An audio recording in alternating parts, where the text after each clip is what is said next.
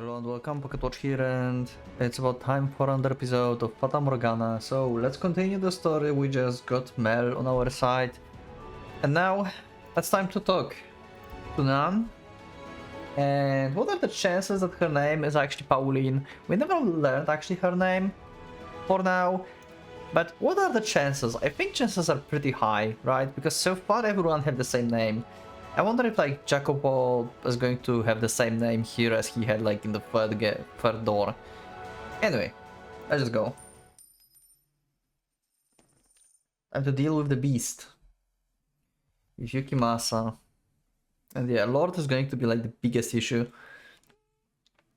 I can see how like Beast could be involved on how we can get to him, but yeah. There must be like this girl that was like with Jacopo that betrayed him. Maybe we can like go through her. Maybe she betrayed him in like this time as well, or she wants to betray him, and we can get like through her to him. Anyway, that's for like another story, I guess. But let's go. Wake up. Come on, wake up, please. Come on, up with you. Okay. Yep, there's smell. Okay. Oh, thank goodness. We're out. So good. I was scared you might be dead for a minute. Okay. Good morning. How are you feeling?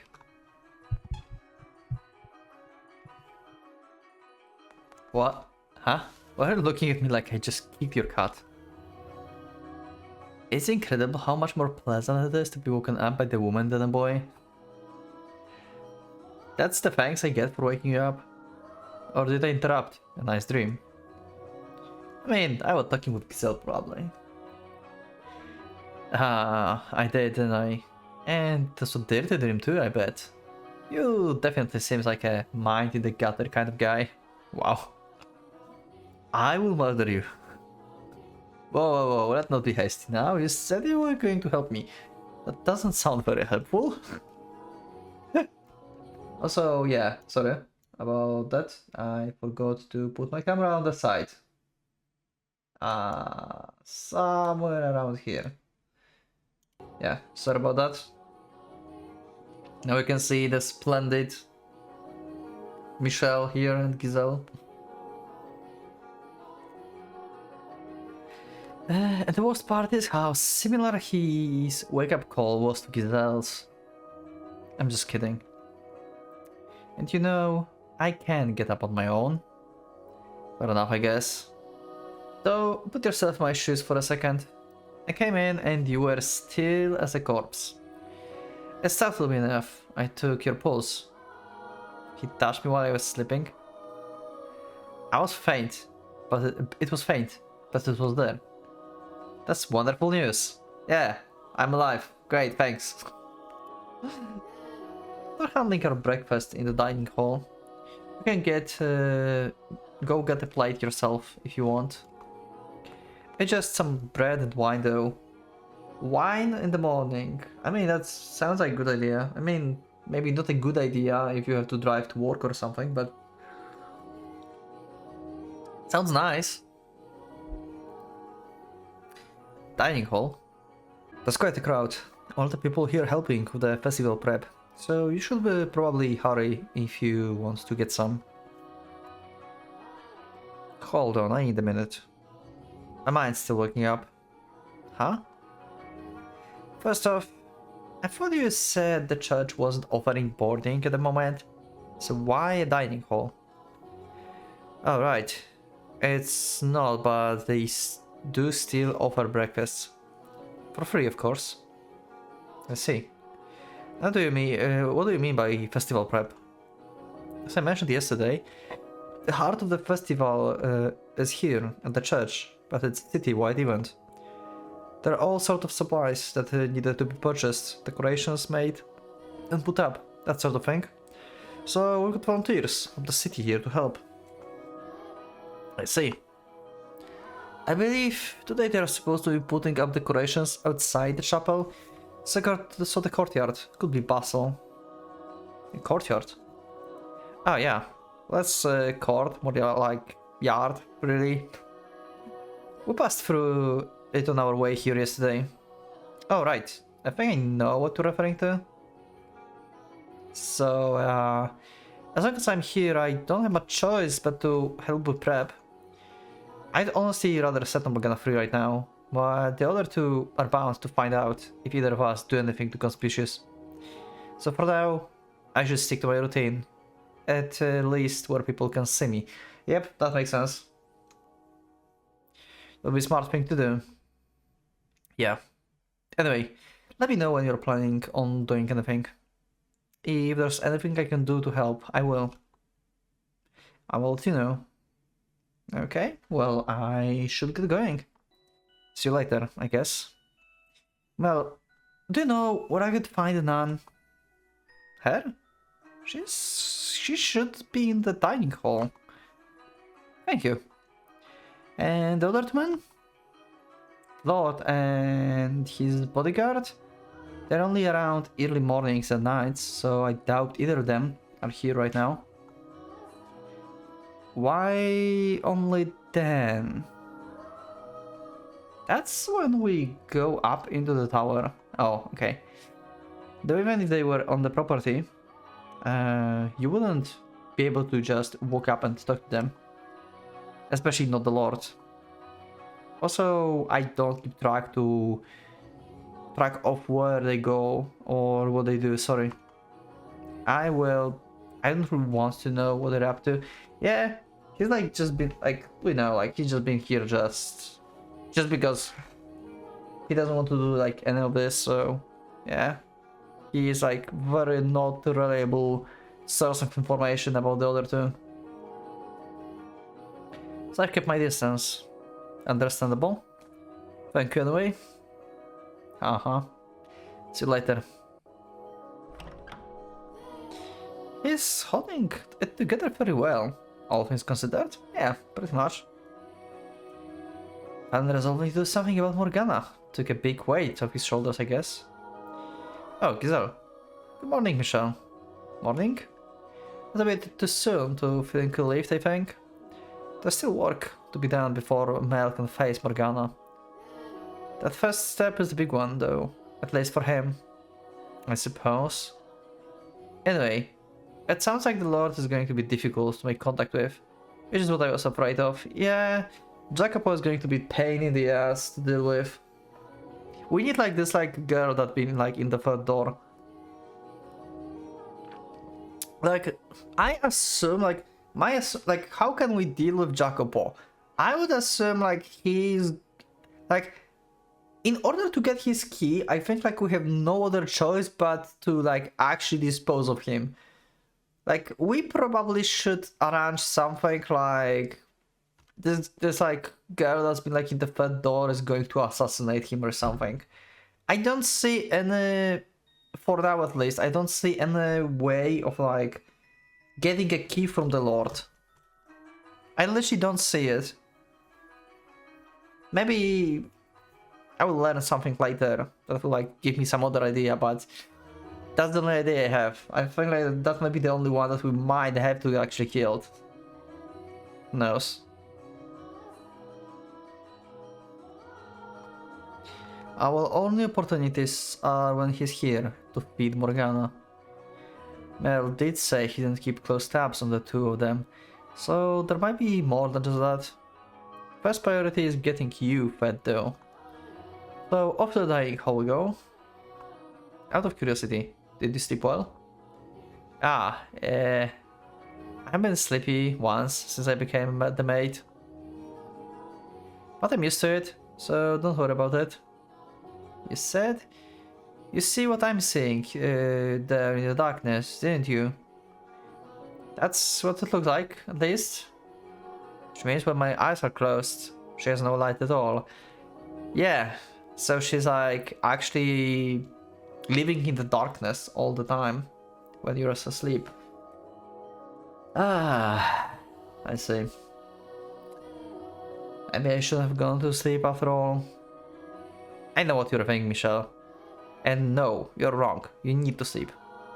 You won't have the energy to do anything if you don't sleep yourself. If you don't keep yourself well rested and nourished. You're right. We should get going. To the dining hall. Kizuna is so happy, as always. Oh, there's the fireplace. I make my way through the halls to the room with the fireplace that era I used as a living room and the era currently serving as a dining hall. Sitting in the center of the room is a long table lined with the bread and wine. Standing behind the table and handing out the food for the long line of people is the nun. This being a church, no one is speaking especially loudly, but there's still an indistinct bass hanging in the air as the dozens of people whisper back and forth. The majority of people in the room look poor, like they generally needed the assistance, but there are a handful of those who look more than well off. That's a lot more people than I was expecting. They don't turn anyone away, which, as I recall from Morgana account, nearly drained the church of everything it had once. They don't seem to be for want of supplies at the moment though. I assume that's thanks to the Lord patronage. Most likely, yes. In any event, I doubt we're getting anywhere near her in the mornings. She looks like she's got her hands full. That doesn't change the fact that we need to speak with her. That's true. I'm going to try squeeze past the crowd. What? Michelle, wait a sec. Hey now, cutting the line, eh, man. I've been waiting since dawn. Please let me through. Yeah, like... They don't know what's your mission. Like, you are just like a random person here. Obviously they will not let you cut in the line. I have business with the nun. I ain't letting you through just because you told me to. That's important. This is important. No more important than any of our businesses. Our lives depend on this food. So gather tail to the back of the line. Here we go. What seems to be a trouble? Could I ask for a moment of your time? So... yeah, okay. I need to speak with you. Well... as you can see, I'm a bit occupied. It won't take much of the time, I promise. But it's very important you... give it a rest already, young man. Can't you see? She ain't interested. Give me a hand getting this guy out of here, fellas. What? Wait. Just don't get rough, okay?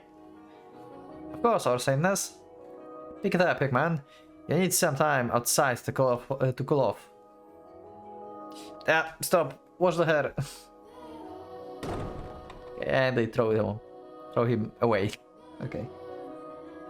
That went extraordinarily well. You know, Michelle, sometimes I can't decide whether you're calculated or reckless. Probably both. Now I realize I never get that bread. I never got that bread. We should wait and try to talk to Nan when she's not so busy. Yep. And like, Michelle, what the hell was that? She has to have some free time during the day. Also, we managed to speak with her when we first came here, so obviously she have time when she can speak. You're right. What do you say we take a look around the mansion while we're waiting? Who knows? Maybe we'll run into someone else. Alright. Don't let it get to you. Okay. As Mel had said it would be, the mansion was packed compared to yesterday, and most everyone I saw appears to be excited for the upcoming Harvest Festival. Oh right, I didn't thought about this. Like, today is just crowded. Like yesterday when we saw Nan, it wasn't crowded, right? Oh wait, no, 2 days ago. Right, I think. Yeah, it was 2 days ago. Because we slept already one night. I think. That was second night. A number of them even greeted me as we passed in the halls. They were so nonchalant about it. I wasn't quite sure how to react. I was amazed that anyone, let alone multiple people would treat me so normally, considering how far from normal I looked. There was a few surprised looks, of course, but no one called me a demon or angel based solely on my appearance. Perhaps they were just used to seeing people of all different colors around the city, so they had an easier time accepting the way I looked. Different times. No matter what the reason, though it was quite nice being treated normal.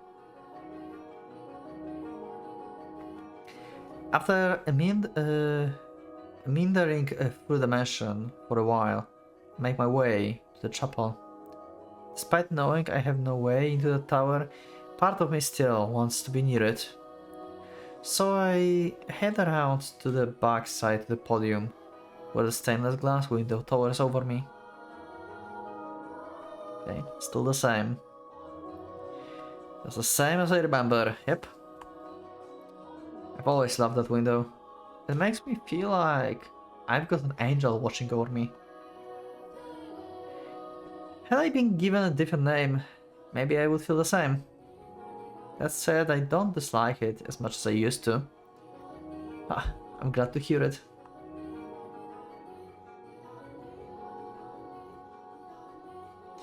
Off to the side, at the very back of the room, is the door leading to the observation tower.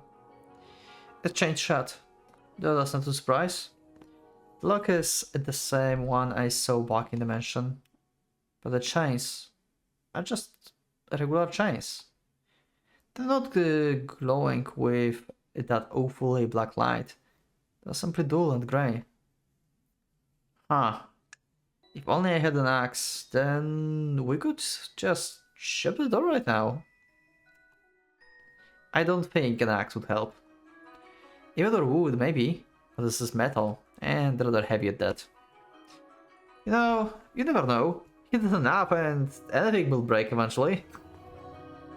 I mean, she kinda have a point, but also she doesn't. We would be in chains ourselves long before we made it through this door, yep. What are you doing here? Okay. Put here. Ah. Oh shit. Okay, there is Yukimasa. Okay. Well, we're just like walking around, you know? Like we are resting here, and I was curious what's behind door, like why it's closed, like just curious. And so it's like closed, so I cannot enter. You know, anyway. It's him.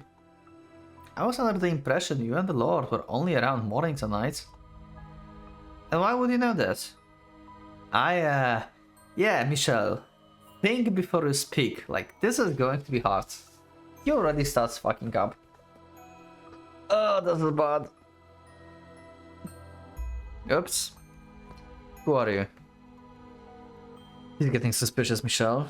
I will take care of it. I am a friend of Mel's. Friend of his. Does that surprise you? Never once have I seen a friend of his before. He has plenty of friends, I'm sure. No one has opportunity to pay him a visit, that's all. Never mind the boy's special dealings. Was he the one who told you my schedule? That I work for the Lord? I'm going to be careful about what I say here, or he's going to getting suspicious of Mel. I ask him. Ask him what? I heard some talk around town, saying the Lord was seen coming in and out of this estate on more than one occasion. Naturally that caught my attention. A lowly peasant like myself almost never has the opportunity to cross paths with the Lord. So hearing he was a regular visitor here, I was hoping to have the honor of catching a glance at him. That's actually a valid answer. I like how he dealt with this. That makes sense, right?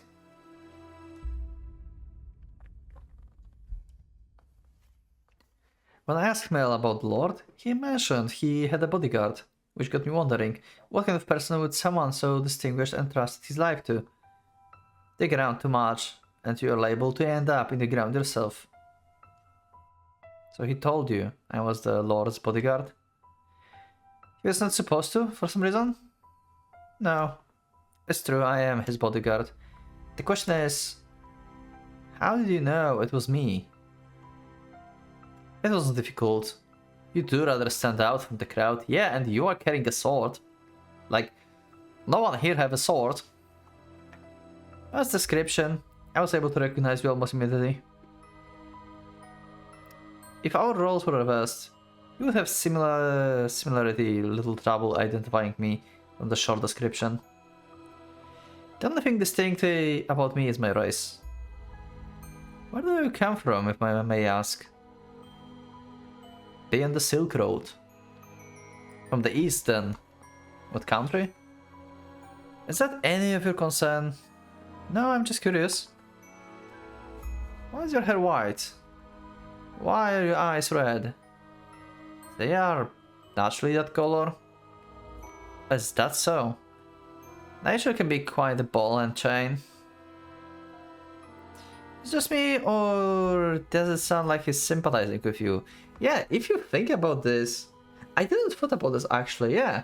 Because he's been like in his door, right? In the second door, he's been treated because of his race. And it's similar how Michelle been treated because of how he looks.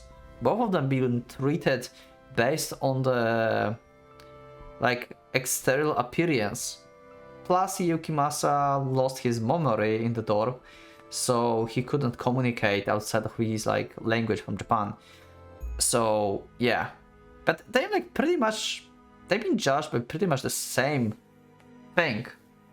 I didn't thought about this. That's actually pretty good. Huh. It's hard to say. Honestly, I'm still having trouble reading him. Either way, it sounds like he bought your explanation. So it does, which is a relief. Now, what business do you have with this door? Well, he's angry now again. Ah. The door was not my objective. I came to look at the stained glass window. I happened to notice a door with the unusual lock off the side, so I got curious and went to look at it up close. The area behind, the pulpit is off limits. I was unaware. Maybe I will have to put ropes up then. Why is it off limits though? Is that any of your concern? No. But the way you're talking about it piqued my curiosity. Do you not know how to keep your nose out of places it doesn't belong? Careful, Michelle. This guy can like slice you down in a second. You probably won't do this in public, but yeah, you can be attacked anytime. Get out of here. And don't come back. As you wish. Hold on. Yes? Your name? Michelle. Michelle. Almost the same as the angel there. That will be because I was named after him. I see. What an unfortunate name. I despise angels. Great! Great, cool. May I ask, what's yours? I have no name. You don't have... What do you... Oh, never mind. Farewell. Interesting. He discarded his name, basically. He's just a nameless mercenary now. I guess that's why he's like called Swordsman here.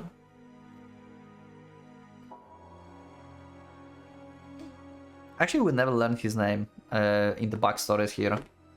Outside of like for the second door. Oh, that was scary. He does not want anyone getting near that door, huh? I thought he was going to pull his sword on you. I wonder, would I die if he tried to kill me? Yeah, pretty much. There aren't many people who could get away from the blade like that, especially in his hands. unharmed. You're probably right. Having already died once, the idea of doing so again feels wrong somehow. You managed to talk him down though. I'm surprised. You're quite an accomplishment liar, Michelle. Is that so? It's hard to believe. That was the same awkward, stuttering Michelle I know and love. Am I really that much of the bumbling fool normally? Yep, pretty much, yep. You showed it multiple times already. I wonder what he was doing back there though. It's well past down. Standing watch, presumably? With as many people as there are roaming about, he's probably worried about people like me getting near the door. I doubt he plans on spending much time anywhere else until the festival's over. With him on guard, we've got pretty much no access to the door. I sure hope we can talk him over to our side. Yeah, this is going to be difficult. Mel was never an enthusiastic accomplice. His guilt is what allowed us to win him over and get him to confess everything. On the other hand, he is not likely to be forthcoming. Yep. We need none for this. And for Lord, we need either him or the girl that was in the door. That I forgot the name. Eva probably, but I'm not sure. No one actually confirmed us in the comments for now. Actually, I think like previous episode is not up yet. And I think I asked about this in the previous episode. So I couldn't even read the comments yet. Never mind then. My bad. It all depends on how deep he ties to the nun are. His ties. Presumably, she's the reason he is involved. That said, we managed to communicate well enough. Are you still sure that I called you awkward? No, I don't mean me. I mean him. What? Oh. As he was far from rational or coherent when he was living with you in the mansion. Right, he does seem like a completely different person here. Losing his memory in the shipwreck was probably what triggered his transformation into the beast. So I guess this must be what he was like before that. What he carries inside him is no different now than it was then. He simply is able to hold himself in the equilibrium now. Yep, pretty much. He keeps balancing between his rational human side and his violent beast side. He does somewhat remind me of Bestia during his short period of calm. That, or the glimpse we got of him on the ship while he was still a merchant, I could say that's probably closer to the man here now. Huh? The sheep. You were the one who showed me the memory. Oh, was she not? Did she not show him the memory on the ship? Ah, that's interesting. What? I have no recollection of that. Interesting. Oh yeah, you also mentioned seeing another woman's memories behind the second door, didn't you? From outside the mansion. You didn't see them though, as I recall. All I'm aware of is what took place within the mansion, as well as whatever Morgana felt like telling me. Interesting. Who told him that then? Was it Beast himself? Yukimasa? Resonation. What? Nothing. Morgana mentioned something about me resonating. I don't know why, but I would be capable of such a thing. Why I could be. But because of what it allowed me to say, it's all but impossible for me to ignore the plight of those people. Anyway, the point is, however rational he may appear, we mustn't forget that this is not the whole picture. Yeah, he's been terrible on the ship, we remember. He is as much a killer in this life as he was in his next. He's a man of many faces. The gentleman, he was around his lover, the brutal, merciless man, he was on the ship, and the beast that lurks beneath it all. Everyone acts differently, depending on who they are around. But there's something unsettling about how he does it. I do wonder what he meant when he said he had no name. Yeah, why he discarded his name, why he doesn't think that he needs any name. That's interesting. As I recall, he was somewhere far, far away in the second door. And he looks Asian here too, so maybe he's from the same country.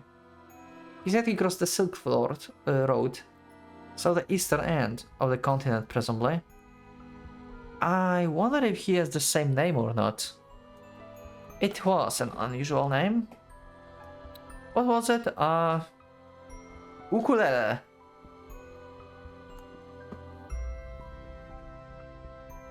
I think I'm going to call him Ukulele from now. No, that wasn't it. It was eucalyptus, I believe.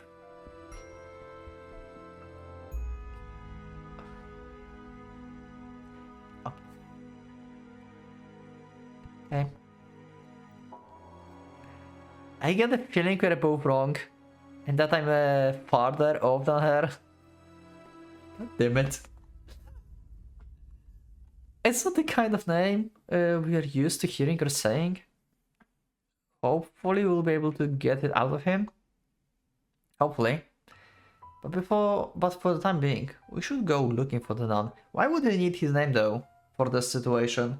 You don't really need his name, if you think about that.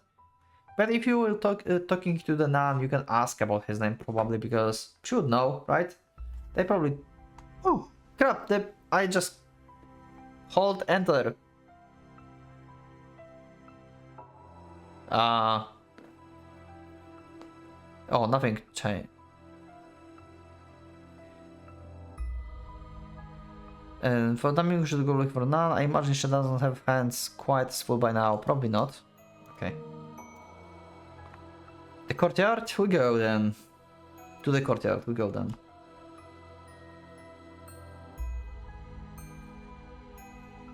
Wow, the crowd just keeps on growing. Are they all helping with the decoration? It would seem so. Preparation for the festival is in full force. Oh, I found the nun. She's over there. She got a bunch of people around her though. What should we do? I'll force my way through. Again? How about plan B this time? Yeah. Oh, who? Michelle? Nelly? Are you alright, Michelle? You went down pretty hard. Yep, Nelly, okay. Oh, you're such a weakling, dearest Michelle. And with that, I think we'll save and leave this for the next episode. Meeting, like, with Nelly once again. Nelly will help us, like, get to the nun somehow. She's going to help us, like, definitely. Like, having a kid, like, next to you, like adults will be like, yep, okay, you're with the kid, go first, basically, something like that. And also they probably know Nelly, and like Nan knows Nelly, obviously, so she can like talk to her whenever she wants. Yeah, we're definitely getting to the Nan next episode. So yeah, thank you everyone. I know this episode is going to be more on the shorter side, I assume. I think I cut like 2 or 3 times, but I think it's shorter than usual. But yeah, I feel like I have to end this here. So yeah, thank you everyone for being with me. Leave up a like if you liked the episode. Subscribe, check my Discord, and become a member if you'd like to support me and see episodes earlier. And yeah, comments are yours. Let me know in the comments what do you think. How can we deal with Beast? And how are we going to deal with Jacopo? What do you think? But that's for the future episodes. Thank you everyone, and for a Pocket Watch, it's going out.